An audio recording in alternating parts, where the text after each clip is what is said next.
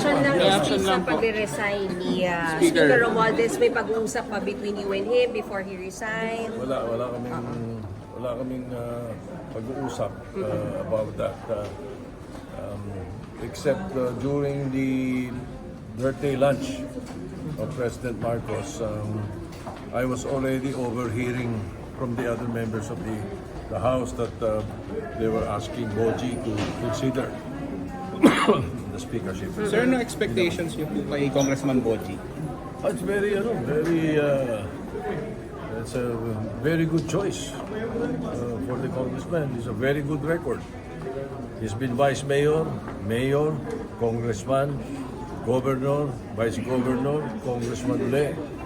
And in all those years, no bad record. You think he'll be a Saka meron kaming biro eh. Meron kaming biro nila Amy. Being vice governor, governor ka muna, ang tatlong term, tapos naging vice governor ka kay Rodito Albano, mabait ka. Para ma-tolerate mo si Rodito. You think Ibig sabihin, mabait ka. you think he'll be a capable leader of the House? Oh SP? yes. Very, I'm sure he's capable and it'll be good for the House. Do you know him? Do you know him personally, SP? He was my party mate. He's originally NPC from before up to just this huling PFP na, sir, di ba? ano lang. Itong huling PFP. elections lang, nag-PFP siya because of the party of the president, PFP. Sir, what do you Pero he has been always NPC. If you cut his veins, you will see NPC. Did it come as a surprise yung pag-resign ni Speaker? To you, sir, did it come as a surprise or because you canceled the caucus for the CA, sir? So Well, yes, and I did not come as a surprise because I canceled the CA, not caucus. sorry, plenary. The plenary, because we were. I was informed by the vice chairman of the CA, Congressman Gico, that there will be a change in the leadership the following day. The call was last night, I should say. Sir, anong i-expect nyo sa magiging partnership nyo ni Congressman Boji? I expect a very, very good, in fact, excellent relationship between the House and the Senate. And mas malinis na 2026 budget, sir? Mas Sorry? malinis na 2026 budget. Ay, sigurado. We will make sure this time because there will be live streaming, not only in the deliberations, not only in the hearings, but also on the floor and the bicameral conference committee. And whatever form of bicameral conference will be done, I will make sure that Speaker Boji and I will make sure that there is live streaming so that the people and the public will know where the money goes. Sir, mag-meet po ba kayo or may nakaschedule na kayong meeting? Hindi ba, pero we were on the phone earlier. We were talking about a possible dialogue with some of the members of the Senate. Karamihan ng members ng Senate, kaibigan niya. Karamihan niya, sa tagal naman niya sa politika, sigurado kaibigan niya karamihan sa amin. SP, pagka po ba ganun, nagpapalit ng leadership, automatic yung mag-uusap talaga kayo para sa legislative agenda? Usually.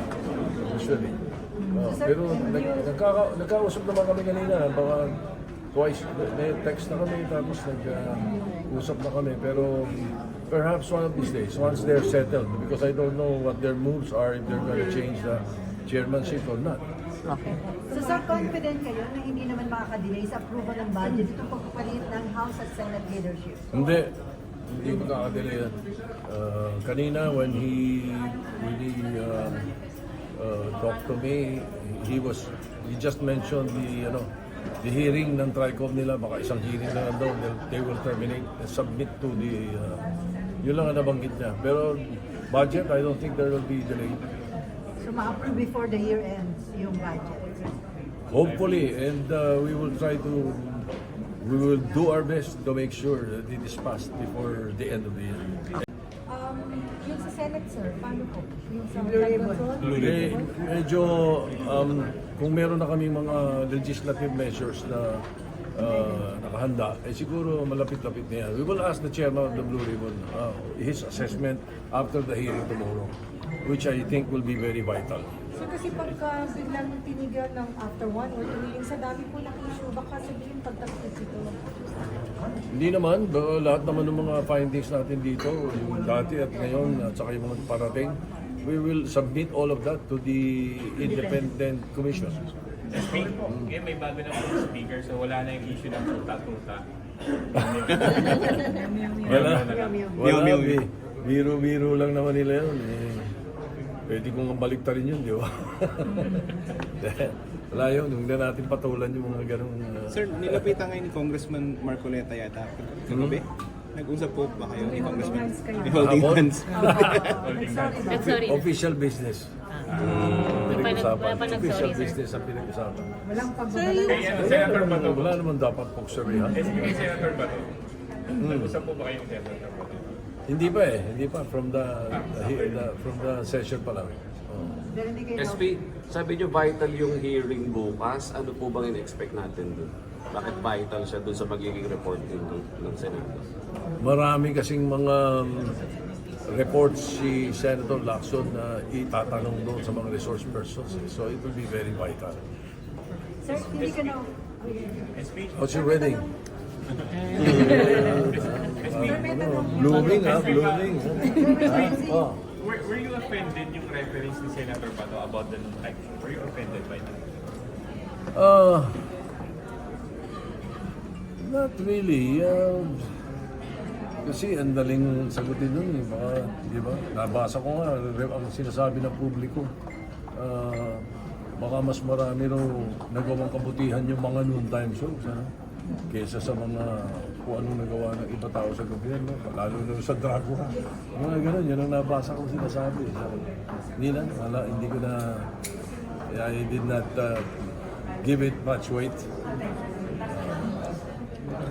Thank you, sir.